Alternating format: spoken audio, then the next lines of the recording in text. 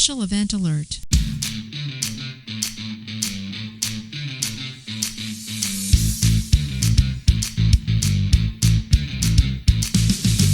Get out of bed and run! This is Late for Changeover, your weekly space news and variety show. I am your host, Marty Smith, and I'm joined by the man in the closet, Jake Wall. What's going on, guys? Good to see you. And the infamous teapot, Kevin Balcom.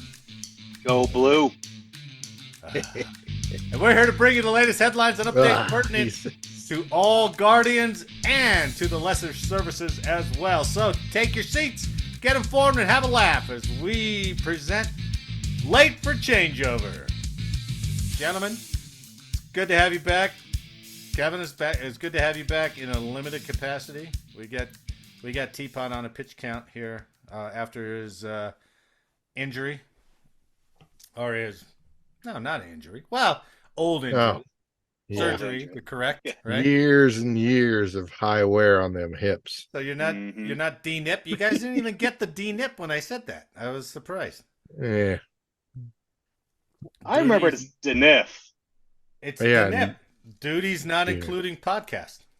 Oh. Yeah. I did not get that at all. I didn't follow that up on the text. No. I was like, oh, somebody will pick that up. No. Nobody picked it up. I was like, what the hell is it? Such a disappointment. And we got Mr. History.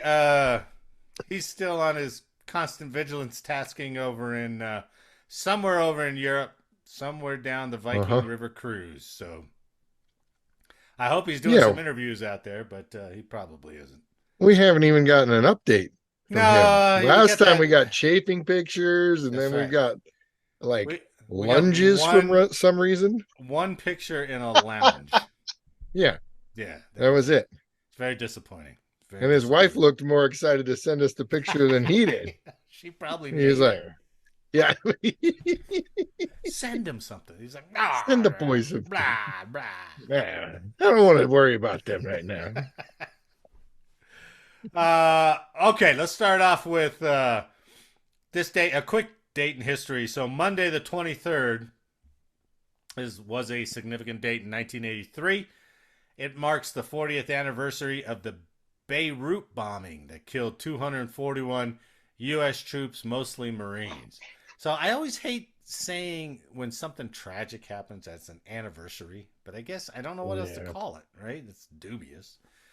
But Monday marked the 40th anniversary of the suicide bombing on the barracks at the Beirut airport that killed 241 U.S. troops in what was the deadliest day for the Marine Corps since the Battle of Iwo Jima in 1945. So that's surprising because you would think that, I guess, like Battle Way, Way City, that was all the Marines in Vietnam, but I guess they didn't lose 220 in one day. So the bombing killed 220 Marines, 18 sailors.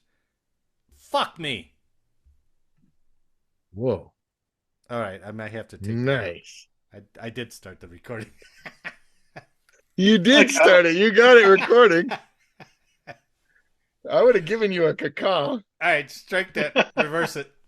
The bombing, which killed 220 Marines, 18 sailors, and 3 soldiers, took place during a civil war in Lebanon that killed tens of thousands and left almost 1 million people displaced. Some 58 French troops and 6 civilians died in a separate suicide bombing just a few minutes afterwards. I never knew that. Now, I didn't know that either. When that happened, God, 83, I think I was, 16 or whatever it was. I knew it happened, but I didn't realize the significance of it. You know what I mean? Yeah. So here's what happened. A suicide bomber drove a truck carrying 12,000 pounds of TNT into the U.S. military barracks at the Beirut airport. The building collapsed into rubble almost instantly. FBI investigators found the bomb was gas-enhanced, using bottles of oxygen and propane to introduce a gas multiplier effect, giving it more destructive power than a conventional explosive. In the final report, the FBI called it the largest non-nuclear blast they've ever examined. I mean, you see those pictures, that whole... I know, it didn't take the whole... Did it take the whole building down? I guess it did take the whole building down, right? I thought it just kind of carved out that whole front of the building, but I might be thinking of a different blast. And then the incident Yeah, I led to think the withdrawal of troops later in 1984 from Lebanon. So, and that was committed by supposedly Hezbollah. So here we go, 40 years later, and we're right back at it. So it's like we never left, right? Yeah, it's crazy. So, salute to those 220 Marines and 18 soldiers, or sailors, and 3 soldiers. So, okay, I want to take a second. Wait a second. I want to do something for the podcast here. I want to change my background to something these guys will appreciate. Okay, you ready? Oh, you ready for this? Do it. Yep. Look at that! Oh, nice! I dug up an old picture of the CRE, baby. Look at that. How many hours have we spent in that room? That was a changeover room right there, man. Yeah, that's high class changeover room. Yeah. It was never that empty when I showed up for changeover. No, and that embroidery on those chairs only lasted for 4 or 5 years, I think. I think there's still a couple of those still floating around, right? Yeah. There's all the chairs against the window now too, huh? Yeah, right. This was like a 2001 photo before they went ILC. So yeah. But yeah, we all spent many hours in that damn room. So I thought you'd appreciate that. Yeah, that's nice. And another thing, why I'm wearing this shirt. Right? They had the Doolittle uniforms on. They wore the Doolittle uniforms. Yeah. When they beat Navy. So yeah. So I just wanted to take a second to talk about basically the best college football team in Colorado, which is the Air Force Falcons, who are now number 19 after beating Navy 17-6 last Saturday. Zach Larrier threw a 94-yard touchdown pass, the longest pass in Air Force history, which is always ironic, right? Air Force has always been a wishbone team. They didn't pass very much at all, you know. You would think Air Force would be, the air raid offense, right? Well, yeah. They don't have the athletes. But they are ranked number 19. Play Colorado State next week. So, good on you, bunch of zoomies. Do you guys ever run into a former Air Force football player? Oh, yeah. Nope. I have too, and they're kind of hit or miss. Mostly miss. Yeah, one worked at Buckley for years. I forgot his name. He was a wideout. And he used to tell stories of how, like, Troy Calhoun was such a genius. He'd have, like, all these, like, master, because they run the veer. They run an offshoot of the veer. Yeah, he said they were so intricate and so good, but they never had the athletes to, like, actually, like do the plays. Yeah. Right. Yeah. But that offense was great, and I can't remember who it was before Calhoun. But even that eye bone, wishbone, that whole thing really requires a defense, and most college defenses don't play against it. So nope. And I think Navy and Army have gone to just a pro set offense. I think Army's trying to get back to a wishbone, but I'm not sure. They don't. Yeah, they changed the rules on how you can block. You can't cut block anymore. You can't go below the knees. Yeah, so they do more zone blocking concepts. Right. So. Right. And you still have to. You still can't go low. You can't do the double engage, that kind of thing. Right. Yep. Makes it tough. So, okay. Anyway, on to the news. So, from the Air Force Times, the Space Force finalizes plan for commercial surge capacity during crisis. And the reason I bring this up, I'll bring that up at the end, but it was just something that kind of caught my eye. So, the Space Force has finalized a plan for harnessing commercial satellite capabilities in times of crisis through a Commercial Augmentation Space Reserve, or CASR. So if they already got an acronym for it, I think we're in trouble. That strategy, approved this month by Air Force Secretary Frank Kendall, outlines a framework for how the Space Force will scale up its use of commercial capabilities including satellite imagery and communications during a conflict to augment military systems. Now that makes sense. I read a side article about this, about how Air Force kind of co-opted some civilian lift capability, and the last time we did it was our Afghanistan retreat. So so it makes sense that we're going to use some of the commercial space capability. The Services Acquisition Arm Space Systems Command announced last year was making plans to create a commercial augmentation space reserve, or CASR, CASR. Companies who sign on to CASR will also be subject to contractual terms, and the strategy lays out a spectrum of services firms can provide to support scenarios ranging from day-to-day ops to a national war. Under level, now here's the 3 levels they have. Under level 1, operations, firms would provide a minimum commitment of peacetime capabilities to the Defense Department. Level 2, which includes regional conflicts or a major crisis, would require a higher level of commercial services. And in level 3, wartime scenario, companies will be obligated to prioritize government needs over their customers. Now, that's a heavy statement, right? So you better prioritize the government over anything else you're doing. Here's my cynical view, is that what do we always say about Chinese commercial? It's always really kind of just military too, right? It's not ever just commercial. Yeah, they're not providing a whole, right. I mean, almost everything they do is military-ish, right? It's commercial, but there's always the government in it. Oh, we'll take it over in a heartbeat, and we'll lock you out, right? And yet we just kind of implemented that. Well, I agree with you. I mean, the biggest thing when we put GPS up was M code, right? But then Clinton said we'd never use it. I think it was Clinton who said, "Yeah, we'll never use M code because the world's too dependent on it." And well, fuck, there we go, right? But I mean, we just said that in that article. It says we can basically co-opt. We, the U.S. military, DoD, can basically co-opt anything that's commercial to support military needs. Right. That's the exact same thing we bitch and moan at China for doing. It is. And it's not just like, hey, we want to take this over to use it for us. But there's a side piece that would come naturally to go, we want to take this over, and prevent anybody else from using it, right? Yeah. So now we're controlling fucking everything. I mean, didn't the Chinese turn all their internet off during COVID? Didn't they just isolate the whole country and you can't see what the rest of the world's doing? We're just shutting you down. Yep. And even the internet they get, I guess, I've never been over there, but even the internet they get is severely restricted anyway. Right. So, yeah. Right. And they hate it because they probably can't say Google. So, but but I was thinking about Google.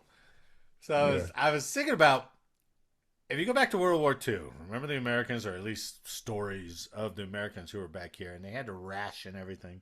I had to collect aluminum or nylons or silk, right? Yep. Or you had to ration gas. Pantyhose and chocolate. Yeah, right. Yeah. But you go to World War III, right? So let's say the balloon goes up. Will the rationing now be bandwidth? I mean, will they turn shit off? Will they co-opt Verizon? Will they say, hey, we're using all this for only military? And then people will be like, oh, I get to ration this I get 15 minutes a day from 11:45 to 12 o'clock or something like that. I mean, can you imagine that? That's a black mirror. That's an interesting concept. Yeah. And you could see it. I mean, military what do you think already that 15 minutes is going to be spent on? Oh, you know it. The hub, baby.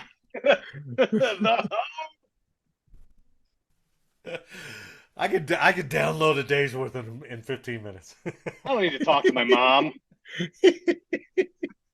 She's all right. She's okay. Just checking my I account. talked to her 2 weeks ago. Yeah. But I mean, what if that happened, right? We have no real landlines anymore. The only people you're going to be able to call is your grandma and grandpa, because they're the only ones who left who has a landline. Yeah. Yeah.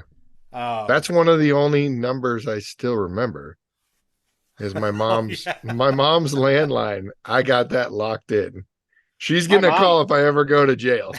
That's because that's the only number I remember. My mom just got rid of her landline 2 years ago. No shit. Yep. Man, business is that slow, huh? It was expensive. It was like $80 a month to keep a landline. It was obscene. I'm like, why? Yeah. $80? Yeah. Wow. It wasn't. She's paying for all the maintenance on her block.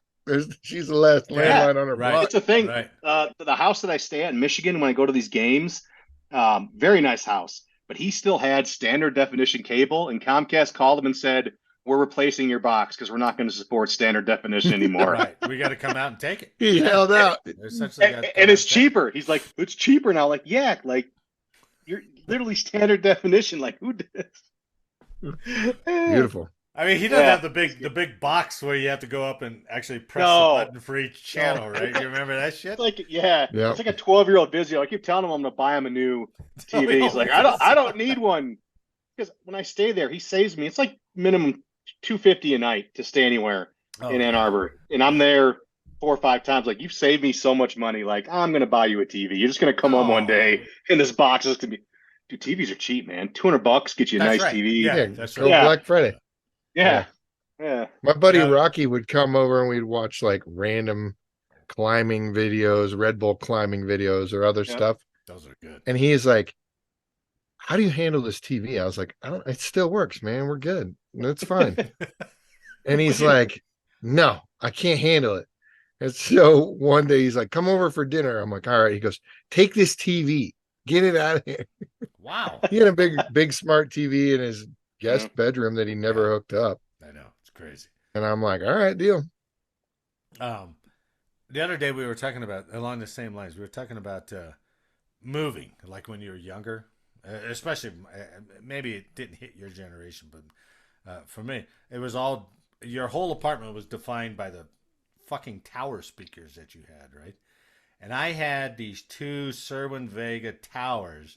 Ooh, I nice. hauled around for 15 fucking years. Yeah, and they're huge. Oh, they were heavy. I could put about 5 flat screen TVs, and they still wouldn't weigh as much as one of those Serwin Vega speakers. But oh my god, that was the crown jewel of any possession I had, was those goddamn speakers. So, but imagine those TVs we used to haul around too, the fucking tube TVs. Yeah, damn. So, and even if you look at some of those old pictures that I have a couple of them. The 2001, the background I'm using right now for the CRE. Mm-hmm. I have one of the SOC that you go out there and they're all RGB, right? They're all monitors. Yep. Here, I think I made one for the SOC too. Stand by. Remember when they swapped out those TVs? There you go. Above? Yeah, those ones above. Oh, look at those computers. Yeah. Oh, goodness. That's 2001. Let's go. Man. Isn't that nuts? That's the cream of the crop back then. That was it. And you looked at it, you're like, whoa, look at all those. Look at all those, man. Hey, that's when I first, in 01 is when I first got on that ops floor. Mm-hmm. Yeah. And I remember they sterilized everything and they took a bunch of these pictures, and I don't know where I found them on a drive when I went up to scheduling, and I was like, oh, look at this. This is great. How did I know that 22 years later I'd be using it for a background? Still talking about it and using it as a background. Jeez. Well, speaking of commercial satellite use, let's go to this next story from space.com, right? So SpaceX still hard at work at their Starlink. They launched the headline says they launched 23 Starlink satellites on its second space flight in a day.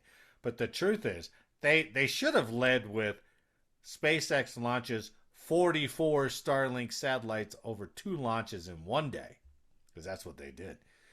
SpaceX launched 21 Starlink satellites from California's Vandenberg Space Force Base early on the morning of October 21st. Then, later, at 22:17 hours the same day, a SpaceX Falcon 9 rocket launched 23 more Starlink internet satellites to orbit from Florida for the company's second mission of the day.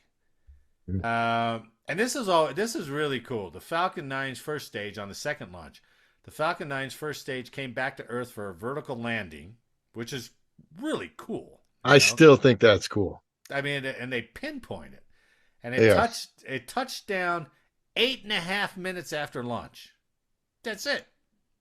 On a drone ship. For more videos on other things that last 8.5 minutes per launch and touchdown, go see Mr. History's OnlyFans. 8.5, you can get 2 of those minutes once the government gives you your 15 It is window. 2 a day. You get 2 and 2/3 one, or like SpaceX. Your next window is at midnight. Starlink is SpaceX's mega constellation in low Earth orbit, which provides internet services to customers around the world. There are currently almost, guess how many Starlink satellites I got up there? 5,000. Close. 4,900 operational Starlink satellites. How do you, Jake? God damn.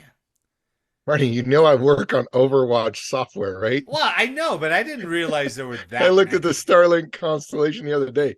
It'll fry our processing because we'll do, Really? like if I use Starlink as a constellation, it's too much.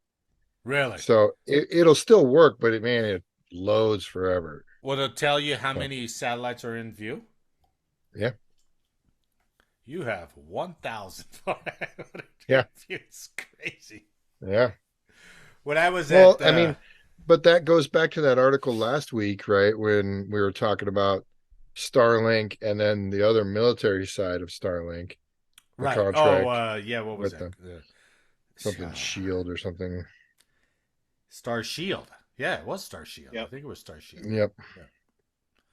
Yeah. In I think it was like 93 when I was out at National Training Center out in California, and they gave us the old plugger, the first gen GPS stuff, and we were out in the desert, and I remember it was spinning up in the little readout, the little LCD readout was like, you have 2 satellites in view. You are plus or minus 10,000 meters, and I was like, fuck this. Threw it in the back of the home thing. It's like plus or minus 10,000 meters. Holy shit. This but as we saw it come along, but those first few years, it was just like, oh geez, I think those are still standard issue with Hamas because they probably they're got plus or minus 10,000 meters. but they're not precise. Yeah, they're no, more exactly. That's they're what more I'm an saying. area force. So yeah, they just launch it up and it's like, it goes where we want it. If it doesn't, we'll just blame the other side. So yeah, exactly. Okay, so I just found this article on airandspaceforces.com. I thought it'd be fun. Why the Air Force's only tugboat lives on a Space Force base. So, stand by. Oh, this is complicated. I like how the only things are always like, why the hell is this? This is fun. But it's like that. The Air Force has a tugboat? That's right.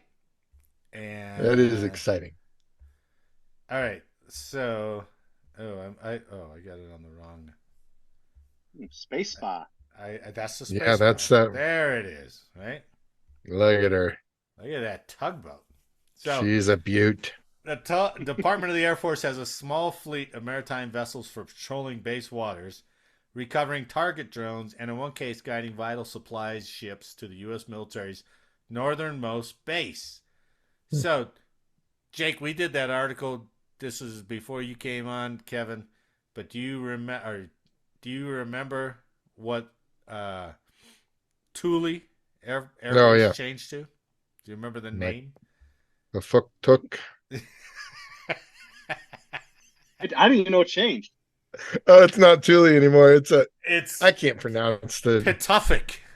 P Oh, I I was Oh, so T. close. Pafuktuk You was were so pretty damn close. close, Zach. But fuck is that? tuck. I'm assuming that's Danish. Yeah, It's or Inuit. I think it's more Inuit. Okay. Inuit kind of thing. Okay. yeah. Um, I think it's uh, more appropriate to go from one conquering nation to another conquering nation language, and then we can go back to. well, it Fair. should be Viking, right? Are the Vikings the ones who founded Greenland or I whatever? don't know. Uh, I wasn't there. Life at Pituffik Space Base, located 750 miles north of the Arctic Circle, will be much more difficult without Rising Star, which is pictured right there. A 71-foot tugboat that escorts fuel tankers and cargo ships. Aligns them with the pier, moves icebergs out of the way as the vessels enter North Star Bay on Greenland's northwest coast. Either one of you guys went up to Thule? Did you Nope. ever have to? Nope. Mm-mm. I mean, remember the options way back when? It was like Thule Yeah. or Cav. I mean, imagine you went up to Cavalier, right? That. Yeah. No kidding. Uh, I well, would have probably preferred Thule over Cav. you know, everybody I've talked to who's gone to Thule said they had a great time. But that, I'm a firm believer in that the remote locations oh are, yeah, yeah, if you're in a crappy environment, you'll bond better with the team, and then I agree. I think you have better morale almost The best time I because ever they're had all was at suffering together. right. The best time I ever had in the Trauma army bonding, baby. was at Fort Polk, Louisiana, Yeah. which was terrible. But Yeah. and we were in a dry county, so you had Oh, to buy all your stuff right at the county line. And then we had this little cul-de-sac of apartments, and there was no place to go, so you Yep. just suffered right there. But it was the most fun time. So that's got to Like it. be along the same lines as those who go up to Thule. I would I imagine. like the overseas clubs are always That's a good right. In point. Alaska, the clubs on base were good. You know, Tell Teapot what that damn strip club was up there. I can't remember the name. well, ABC is a ABC. ABC is a famous strip club in Anchorage. Not that I've okay. ever been, mother. That's caveat. Stands for Alaskan Bush Company. Yes. Okay. And it was, according to the website, a very well lit, normal beer amount, like normal beer prices. And a lot of the ladies came off shift in Vegas and would come up there That's for the oil guys and the fishing guys. God, they must have made a ton of cash So for them to do that. they made a lot of money, and they're out Wow. doing crappy jobs for a long time. And It's almost like a public so service in a way. So I know I appreciate True. the things I looked up on the web. That's it. Is that tugboat still operational? yes. Oh yeah. Hell to the no, I'm not getting on that thing. I look at that thing. Look all rickety. No, it looks good, man. But look at this. It looks good. It was built in Morgan City, Louisiana. No. It entered service in 92. It's only 21 years old. Becoming the latest in a long line of tugboats that have helped resupply the installation ever since it was first completed. Completed as Thule Air Force Base in 1953. Tugboat has two Detroit diesel two-stroke V16 engines with 900 horsepower each. Though the Air Force owns the boat, Rising Star is crewed by contractors, a captain and a deckhand. Two guys. Two guys. What are they paying those guys? How sober do you think they are? They're probably GS9s. Yeah. GS9s. God. But they get cola. They're good. They get cola. And they get every holiday meal free over at Yeah. Oh yeah.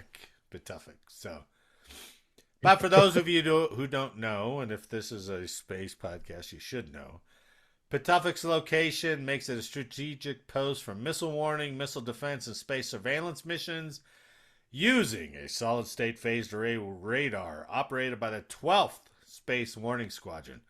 The base also provides satellite command and control through its tracking station, one of 7 stations around the world that form the Space Forces AFSCN.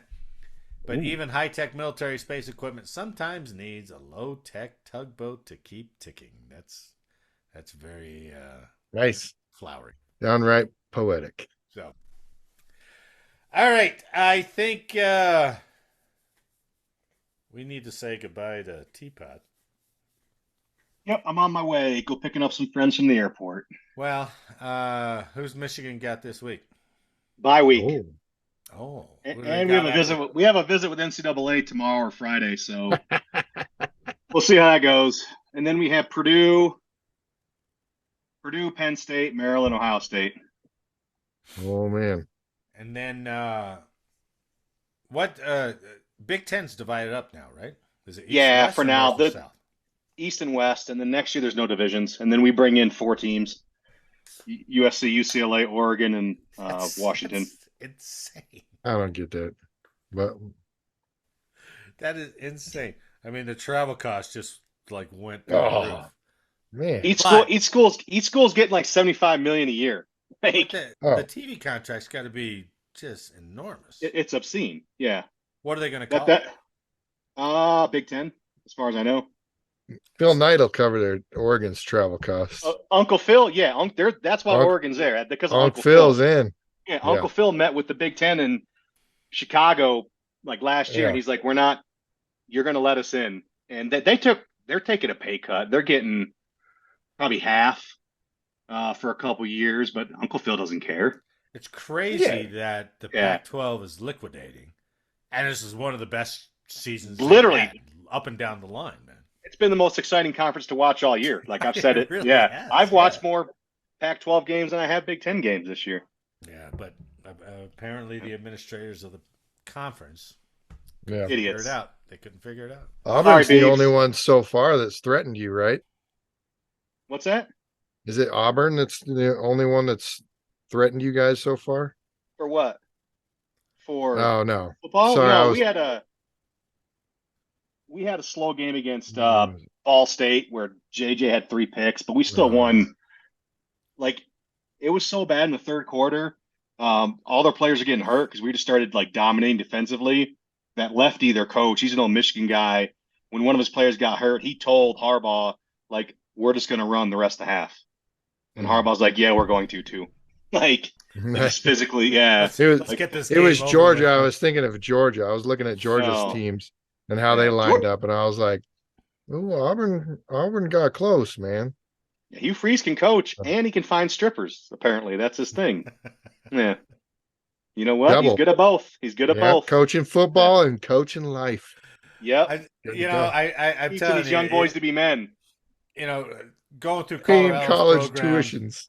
If we can have a coach who can coach us well for 2-3 years, and then the scandals catch up to him, and then we just rotate it out.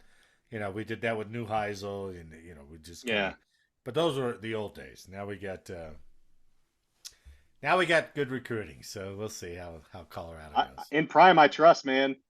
He's exceeded all my expectations. I'm like, give him another year or two. Like, I'm interested to see. I think they're going to do well in the Big 12, man. Wow, I think that was a good move for them. Suppose they just signed that big quarterback who's 17 right now. He's like 2025. Yep. Yeah, he's 6'5", 220 at 17. Yeah. Jeez. I know. Yeah. Save your knees, buddy. Save your knees. Yeah, or you'll end up like Teapot. Yeah, that's true. That's it. Well, I'll see you next week, fellas. I appreciate the time. All right, buddy. Thanks for your effort. Yep. Mwah. Let's call the backup, I suppose. He's back to D-Nip again. So D-Nip. So I was going to say, Teapot's current health situations are a lesson to the younger generation. Just don't What would that go, lesson be? don't don't twerk too hard. Mild, okay. Don't go full in like Teapot. Teapot Because was at twerking before twerking was a thing. because at the time, it feels like you're indestructible, Yeah, and then yeah. it catches up to you, And then those hips go. and now you can't have And just kids. like a golden retriever, got that dysplasia. You know, Teapot is. There was one guy I knew who was like in his 20s, and he had gout. And I used to Yeah. call him, "You're the oldest, youngest man I've ever known." Right? Because you got some diseases in your 20s Yeah, that old man diseases. that you shouldn't have. Well, Teapot's pushing up against that, right? Yeah. Oh, remember we had an Intel guy at the 16th, Modica. I He did know got, that name. yeah, he was Yeah. an awesome guy, but he came back from the clinic one day and we're like, hey, what was going on, man? And like, because he was complaining about his joints or something like that. And he's like, you got arthritis. And we're like, In Monica, your you're like 20s? 24, 25 at the most. But we always gave him shit because he drove this gold Lexus SUV, and we're like, that's an old lady color. Like Like that's the grandma old gold. Lexus, not the Yeah. classy Yeah, new the one. old Lexus, Right. old. And we are like, man, that's a grandma car. That's, you know, no, I love that car. I love it. I'm like, you act like a grandma, you get S- grandma diseases, man. Some people are just born to be old, Yep. like instantly. Yeah. They don't Jimmy mean to. bought him one of those arthritis friendly aspirin boxes. He had like a gear on the top of the freaking lid. It's like this big. The What whole what bottle was what do like you this. think? What do you think of whenever you're out and around town or somewhere, right? Yeah. And you see somebody you're not quite. At first, you can't really quite tell. Uh, are they in their 50s or 40s, maybe late 30s? You really can't tell. But they're wearing a hand brace, or some indicator like that. You're Yeah. like, oh, okay. Yeah. 'Cause nobody Yeah. wears a hand brace unless you're. But I mean, we should call Jimmy, see if we can get him on the show, man. That would Yeah. be You fun. should. That would be fun, but it'd be late for him, so that might be too late for him. Too late for him. All right, Jake, let's talk about bathrooms. Let's talk All about right. luxurious bathrooms. Yeah. So, from space.com, there's a company called Space Perspective. It's very confusing. It's a very confusing name. But the company's called Space Perspective. So they're offering balloon rides, right? Yeah. Where the suborbital guys like Virgin or God, who was it? Was it Amazon or who was the other company? Blue? Blue. Who were doing the suborbital ones, and they were taking all the Yeah. celebrities, and now you don't hear about them anymore, right? But they were doing the suborbital ones where there's this company, Space Perspective, is offering balloon rides, not quite to as high as suborbital, but they go pretty high. And it's like a 6 hour trip, right? So, but they just unveiled, because it's so long, they unveiled their bathroom. Their Oh, nice. And it's not a bathroom, they're calling it a space spa, right? So, Space Perspective just unveiled the latest addition to its stratospheric tourism operation, a uniquely designed restroom called the Space Spa that will become part of its spaceship Neptune capsule. All right, so All right. Nice. let's see the Space Spa. Yeah. For a spa, man, it better have heated seats and little massagey fingers rubbing your hips as Well, you're going to the bathroom. it's pretty close. If I could, Nice. mouse is driving me crazy. All right, so that's one view of it. Mm, All right, doesn't That's a look that nice special. decorative plant. It does have plants in it, yeah. Yeah. It Um, it to be fair, it looks like I don't know, maybe a very clean, modern Air Force or airplane toilet. yes, yeah, yeah. That's about right. That's about right. There's another view of it. if I could ever escape out of this thing. um. Oh, it opened it up in another window. You fuckers. So, let's see. Yeah.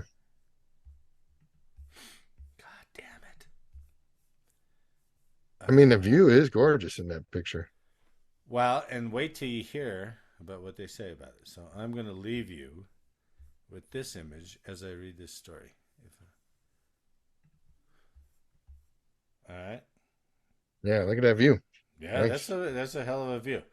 So, spaceship Neptune, which will be carried high into Earth's atmosphere by a massive balloon, is a pressurized capsule that promises passengers a more luxurious and sedate experience than the suborbital rocket rides offered by Blue Origin and Virgin Galactic. There you go. The two. Oh, we had Blue something. We're good. I knew it was Blue something, right? Located within the 8-passenger capsule Space Lounge, the space ball will function as a personal retreat during spaceship Neptune's flights, company representatives said.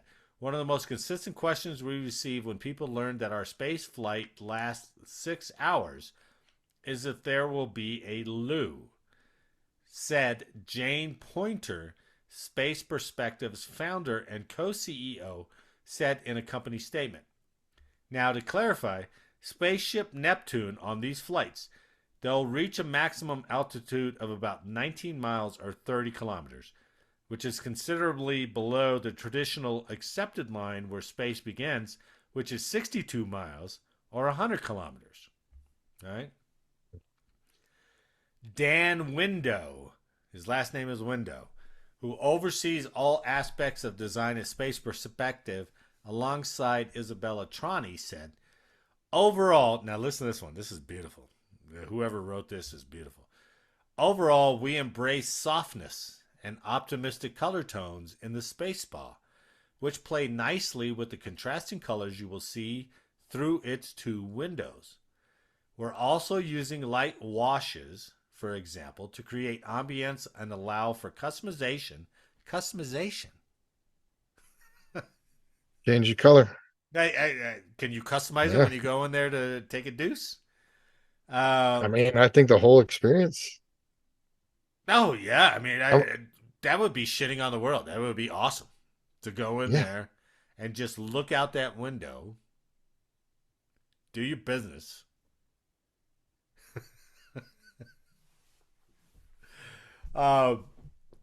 It will allow for customization of the environment as well as discourage reflections in the windows. I don't know what that means. Soothing soundscapes will be unique to what you experience in the Space Lounge, and we brought in plants. Mm-hmm. Well, one plant. Yeah. Spaceship Neptune isn't just about the space spa. However, Space Perspective promises world-class food and beverage offerings, plush seating, and a host of amenities, including bespoke headphones, Wi-Fi, and specialized amenity kits. In July, Space Perspective announced it had successfully sold over 1,600 tickets, translating to about $200 million in sales. The going rate for a Spaceship Neptune seat is $125,000. This figure eclipses publicly reported ticket sales of any other space tourism venture. Space Perspective is planning to conduct its first commercial flights in late 2024. Okay? So, let's watch what they actually looks like. And it looks, I don't know. I'll let you decide before I say anything. Cheers. I was trying to find it basically kind of what altitude or what speed you experience weightlessness. I don't think they go that high. I don't think they go high enough. Yeah, I was just wondering. I was just curious on that. Because the bathroom would be a whole different experience. Problematic. Yeah. You look like Spirit Airways on Vegas Strip. Obviously, this artist rendering. Yeah.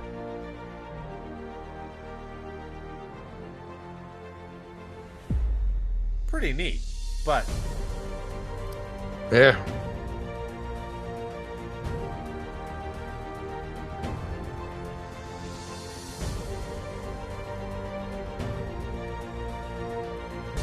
where's the bathroom? I don't care. I mean, the whole thing is that's pretty cool idea. It is. I like it. I do too. Um, and what was the height? They go up to 19 miles or 30K. Hmm. So the other ones go up to 62 miles. So Oh. it's got to be below weightless. Weightless, Yeah. right? Because you saw the guy in there taking pictures and stuff, right? Oh yeah, I Um, saw that little artist rendering of a kid in khakis with his shirt tucked in. he's got the sweater vest on too. I know. I was like, okay. Um, but you got to I don't know how many go up. Six or eight at a time. I can't remember what it says. Oh, really? Um, pressurized capsule promises passengers eight passengers. Eight passengers. So for What's 6 hours, retrieval like? I guess it just comes back down. I mean, I I don't would know. hope so. I should have probably done a little bit more research. I mean, Oh yeah, it's not like a regular hot air I mean, balloon, right? They gotta. sorry to ask in-depth questions. Yeah, I know you violated the I like did. the I'm changeover sorry. rules there, but I It should have is. done a little bit more research. But the article didn't say. Yeah. I mean, and that video didn't show it either. But 125K, I would imagine you have to. It would behoove you to have one party all go together, right? Because say you had like two, and you're subject to six others, and you just paid $250,000, and these guys are drunk Texans or something. You're like, woo! Hey, don't go into that space spa. I just polluted it. You're like, fuck. I like how it's Texans. Now we got your Tex-Mex smell for the next 5.5 hours. Thanks a lot, Yeah. buddy. You couldn't have done that.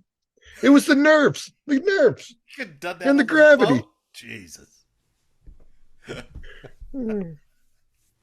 Gravity.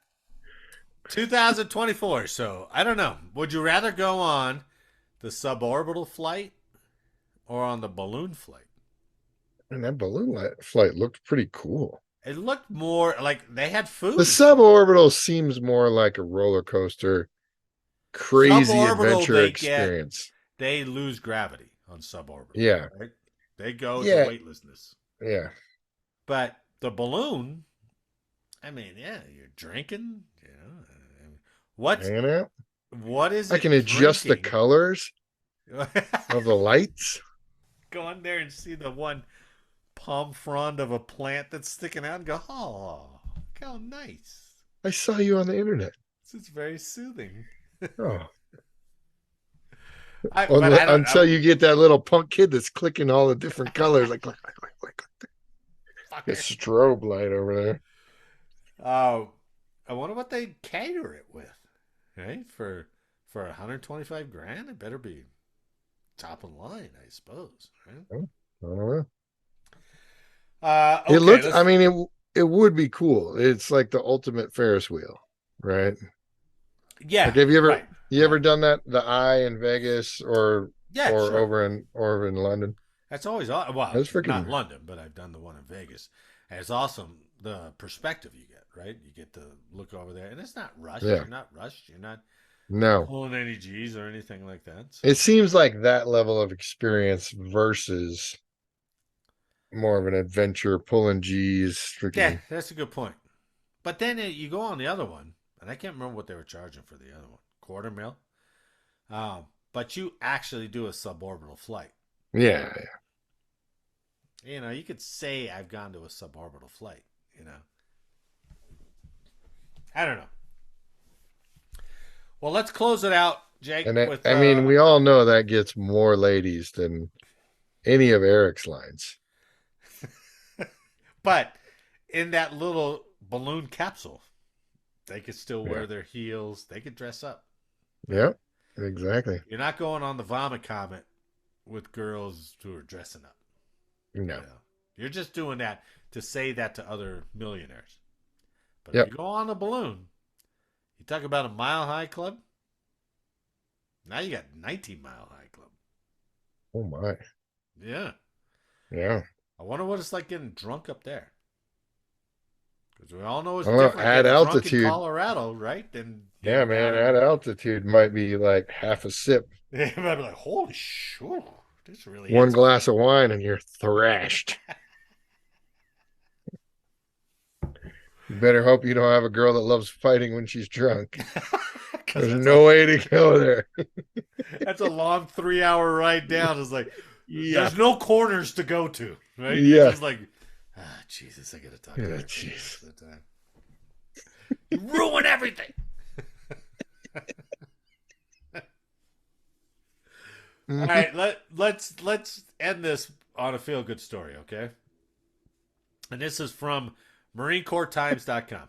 So the mom of a Marine veteran who died by suicide, she Right. is running Wait. 100 mile runs.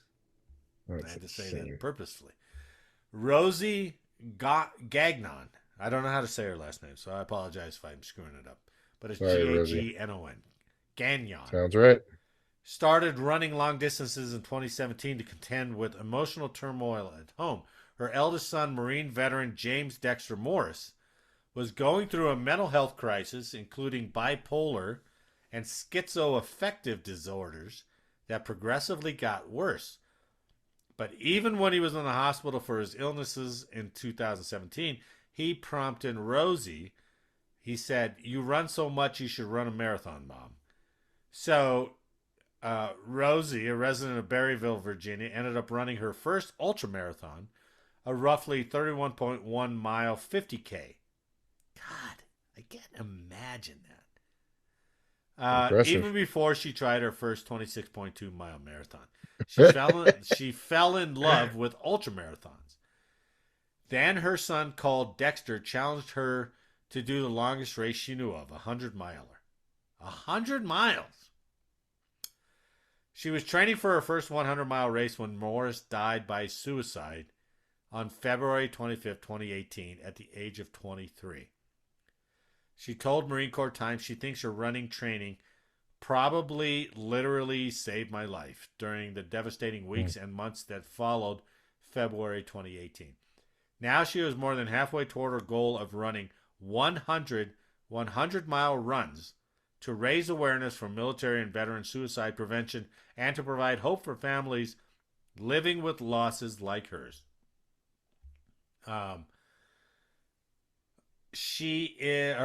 Morris, her son, as an overweight 15-year-old, he decided he wanted to become a Marine. He surprised his mother by getting into shape through mixed martial arts classes and ultimately enlisted in the Marine Corps. That was what he wanted. He wanted to serve most of all. While training in the Marine Corps to become an infantryman, Dexter Morris tore his ACL and received opioids to treat the pain. According to his mother, who said her family now believes the opioids may have helped trigger the onset of Morris's mental illness. God, man, there's too much of that, man. There's too much of Yeah, man. that. Yep. That it's just too much. And that time, man, that that era, I hope that era is done of heavy prescription of that crap. This was only 2017. I know, but it affects so many, like, Yeah. and it was normal in the Air Force too. Like you'd have, Right. I mean, go in for a Well, knee surgery, go in for fucking whatever. And that's true. And we talked about this before. Was it you who? It was you, right? Who said how many anthrax shots you got? I got 9. Yeah. And that they've come out. I don't know when they came out. And they're like, oh yeah, that's causing a whole lot of problems, right? Yeah. And Yeah, there's 2 number 6s or number 7s. On my shot records, it's literally like, that's insane. and I'd show them, I'm like, hey, you got 2 number 8s in there or 7s, and they're both the same distance apart. So that should be an 8. And they're like, "Ooh, we're not sure." You'd I'm probably like, be okay. Yeah, you'd yeah, probably be probably, okay. you'll be good. For So my I shot records, I have 8, but I got 2 that's number 7s or 2 number 6s or whatever. I mean, hopefully you're good. Who knows in 10 years, but hopefully you're good. Yeah, you never know. Uh, so she is running. Let me skip down. She became committed to running 100 mile runs to raise awareness about suicide among service members and veterans. The Marine Corps Marathon on October 29th will form the beginning of Rosie's 60th 100 miler, approximately 4 years after she began this endeavor. Oh After the my. first for the Marine, so she's going to run the Marine Corps Marathon, and once that's done, she'll run the remaining 73.8 miles toward Mount Vernon in Virginia and then back around Washington. Her hope is to complete the 100 miles in under 28 hours. Holy cow. 28 hours of running. Yeah. Good night, man. It's crazy. So she has been partnering with the nonprofit organization Wear Blue Run to Remember to honor the lives of service members and veterans who have died by suicide. So, Yeah. I mean, that's awesome. I don't know if my kid passed, what that would manifest itself as, uh, but My mom would probably plant a tree for me.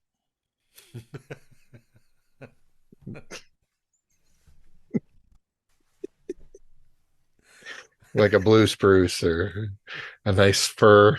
something she didn't have to water every day, so she was Yeah, yeah. nothing too high maintenance. I don't want to do a lot on this thing, so Maybe trim it every other year or so. Complain about the sun levels it's getting. and then bitch about all the needles. You're like, God damn this. Ah, Jacob, pain in the ass while you're alive, pain in the ass once you're gone. Well,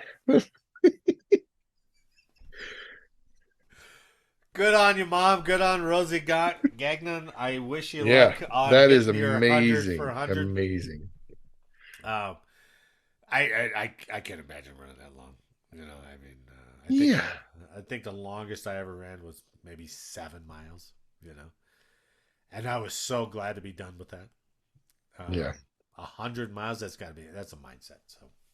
Well, we did those memorial baton Oh, you death did the march. baton thing, right? How Yeah, I far did was it that? twice. One that's a full marathon.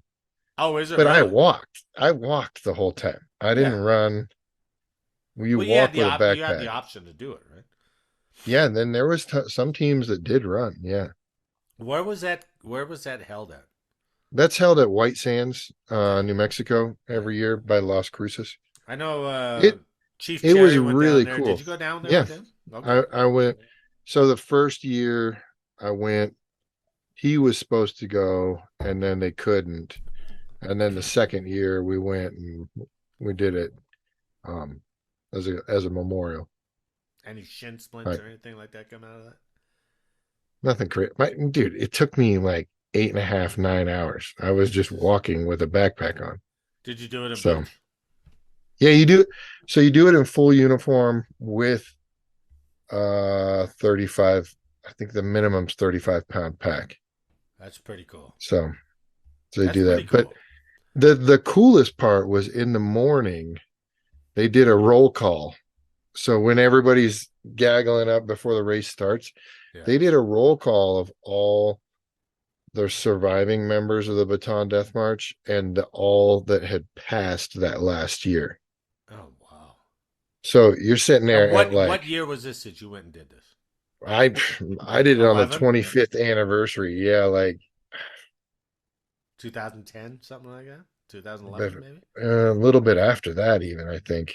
See, so I don't remember for sure. there can't be anybody surviving from that anymore, right? Man, those guys were standing at the starting line.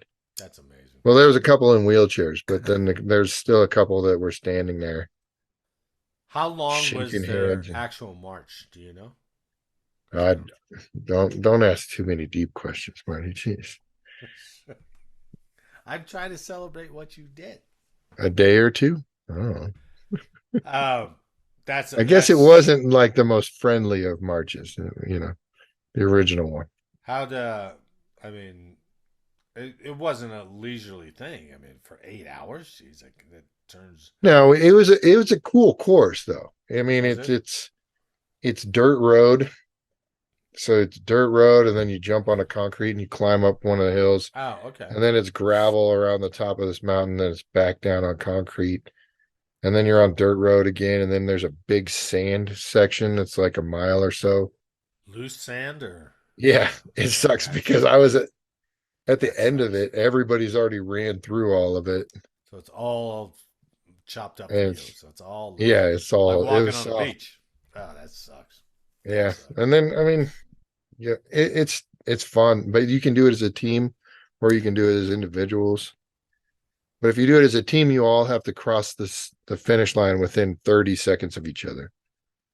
So Oh, you okay. don't, So you can't have a couple guys just go, I'm going, right?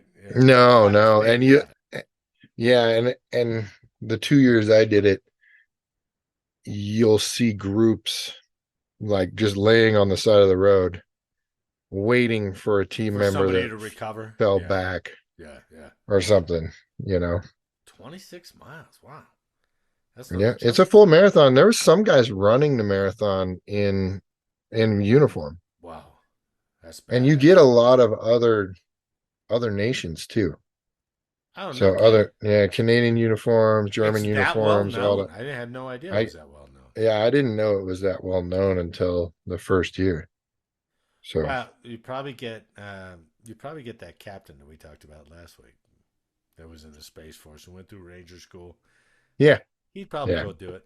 You know, yeah, oh, definitely. be Yeah, like, he'd hey, probably run it. okay, you ready to get certified on your job? You'd be like, oh, wait a second, I gotta go do the Bataan thing. And it is, I think some of those events are permissive TDYs Of course they are. too. Right, of course So they are. you don't get paid for it or anything like that. You just get No, but you Friday don't off. you don't That's it. lose any leave, and Yeah. Yeah. you get your way down there. So Yeah. So anyway, that's a pretty cool thing about her mom. We should revisit that That is impressive. Yeah, and I'd see like where to she see the is. progress on that. I think we'll keep that in mind. So on that note, Jake, I think just you and me, since we've lost everybody else again. All right. Nice. You get the podcast Good Conduct Medal for today. In your face, teapot. That's 2 in a row because I don't have any other dedicated non-paid volunteers to stick it out for a whole show. Mm-hmm. So, but we are at shift change. Now, I won't ask you to do this all together. All right. I'll just say it. So, on behalf of Jake and I, and in honor of Teapot and Eric, I'd like to thank you for listening today. Please like, share, and subscribe, and let us know how we did in the comments. And make sure next week that you are not late for changeover. Man. Thanks. Never works. I had to wear my beloved Beavers. I saw you representing the Air Force. Well, So I had to put my Beavers hoodie on. I really don't like Air Force Academy, to be honest with you, Yeah. because the interactions that I've had with some of those guys. Yeah. But it was appropriate, and I paid $25 for the t-shirt. Yeah. So I figured I'd wear it. I was in the VFW the same day that they were on. That game was on. Yeah. And there was a lot of comments like that helmet's too much. It was too shiny. But even some of the Army guys were like, "Oh, that's Doolittle's. That's Doolittle's." Oh, nice. Shout out to that man. And so those guys at the VFW ever giving you any? You've been going there long enough that they probably know you. So. Yeah. Oh yeah. But they're all significantly older than me, so talking them in through a podcast, it'll be a lot. I do want to get you to support me interviewing a couple of those guys. I would like to come down. They've got some cool stories. And just do a bar thing. And I'll put the clip-on mics with them, and then we could easily do that with those guys. They just go out to the smoke pit, and they still. It is funny because there's a couple of them that are like a shot and a beer and a cigar, and they go out to the smoke pit and they'll just sit out there. You won't see them for an hour and a half. They'll just be out there hanging out. Let me know when next meeting is. Well, let's set that up. Right. Yeah, absolutely. Jake, thanks for the week, and I'll see you next week. All right, Marty. Have a good one.